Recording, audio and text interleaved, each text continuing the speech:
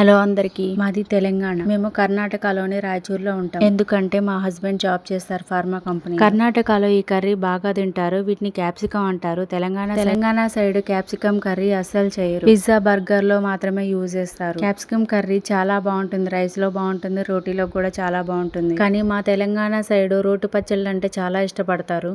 మనం ఎంత మంచి కర్రీ చేసినా గానీ రోటి పచ్చడి లేనిది అన్నం తినరు. మా అమ్మ వాళ్ళు వ్యవసాయం చేస్తారు కాబట్టి పొద్దున్నే టిఫిన్లకి ఇట్లా ఏం చేయరు. పొద్దున్నే వేడివేడి అన్నంలో రోటి పచ్చడి వేసుకొని తినటం బాగా అలవాటు. కానీ మా హస్బెండ్ కి టిఫిన్ తింటాం. మా హస్బెండ్ కి, మా బాబుకు మాత్రమే టిఫిన్ చేస్తాను. నేనైతే రైసే తినేస్తాను మార్నింగ్ కూడా. నాకైతే పొద్దున్నే మజ్జిగన్నం తింటాం అలవాటు. కర్ణాటకలో శ్రావణ మాసంలో నాన్ వెజ్ అస్సలు తినరు.